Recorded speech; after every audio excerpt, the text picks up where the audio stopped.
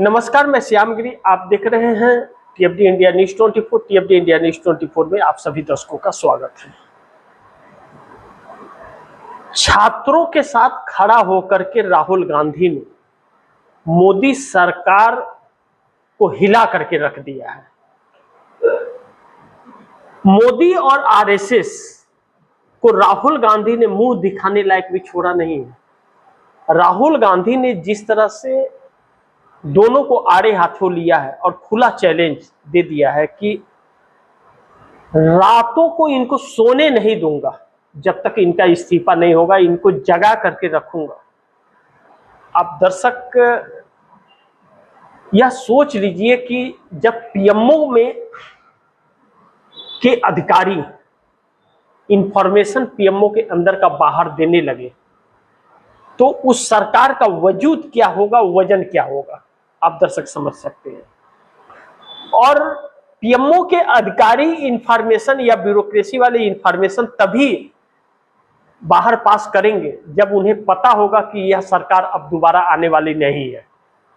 उनके पास इंफॉर्मेशन सबसे पहले उन्हीं के पास होता है, वही इंफॉर्मेशन सरकार को देते हैं। इसका मतलब इंडिया गठबंधन की सरकार आ रही है तो information of leader of opposition को दिया जा रहा है इस सरकार के साथ साथ। अब ऐसे में पीएमओ में वह कौन कौन अधिकारी हैं जो राहुल गांधी को इंफॉर्मेशन अंदर का बाहर दे रहे हैं। ऐसे में अब अधिकारी भी यह कहने लगे हैं कि इस सरकार को गिरा दीजिए। किसे? राहुल गांधी को। कौन कह रहा है? पीएमओ के अधिकारी। क्योंकि इंफॉर्मेशन देने की कौन सी बात है, और राहुल गांधी इस बात को कह रहे हैं कि अब तो अधिकारी भी कहते हैं कि इस सरकार को गिराइए, यह सरकार सही नहीं है। ऐसे में एग्जिट पोल के सर्वे ने इंडिया गठबंधन को 300 सांसद, 280 से 300 सांसद दे रहा है। एग्जिट पोल जो अगर आज चुनाव होता है तो एग्जिट पोल के सर्वे के अनुसार 280 से 300 सीट इंडिया गठबंधन के को मिलेंगे। तो इंडिया के 300 सांसदों के साथ सरकार बनाएगा इंडिया फिर। और एनडीए गठबंधन 240 सांसद भी मोदी के पास नहीं बचेंगे, क्योंकि एनडीए गठबंधन के पास 240 सांसद तकरीबन ज्यादा से ज्यादा आएंगे एग्जिट पोल के हिसाब से, पोल ट्रेकर के सर्वे के अनुसार से। तो भारतीय जनता पार्टी के पास इस वक्त 240 है, यानी कि नए सर्वे के अनुसार चुनाव अगर हो रहा है तो भारतीय जनता पार्टी के पास 240 सांसद भी नहीं रहेंगे। तो 240 सांसद भी मोदी के पास नहीं बचेंगे। तो भाजपा में और एनडीए गठबंधन में दोनों में भगदड़ मचना शुरू हो गया है। क्या? भगदड़ मचना शुरू हो गया है। अब ऐसे में सरकार मोदी की कैसे बचेगी जब इस बात का एहसास हो गया है कि अब सरकार दोबारा नहीं आने वाली है। मोदी और शाह के बेचैनियों की कारण भी यही है। अब आज 15 अगस्त का दिन प्रधानमंत्री नरेंद्र मोदी के चेहरे के भाव अगर उड़े हुए हैं और वह तेवर नहीं है और बिलबिला रहे हैं, अगर लाचारी बेवसी दिख रही है, तो फिर सोचिए यह बात छोटी नहीं है। शायद यही 15 अगस्त प्रधानमंत्री नरेंद्र मोदी का आखिरी ध्वज फहराना हो लाल किले से। बस अब और मौका आने वाले 15 अगस्त को मोदी को मौका नहीं मिलेगा झंडा फहराने का। यह बात पहले भी कही जा रही थी, लेकिन अब ऐसे में मोदी घातक आरएसएस और भाजपा के लिए हो गए। वरना अब आरएसएस के बारे में जो किसी को नहीं पता था, खास करके इस युवा पीढ़ी को,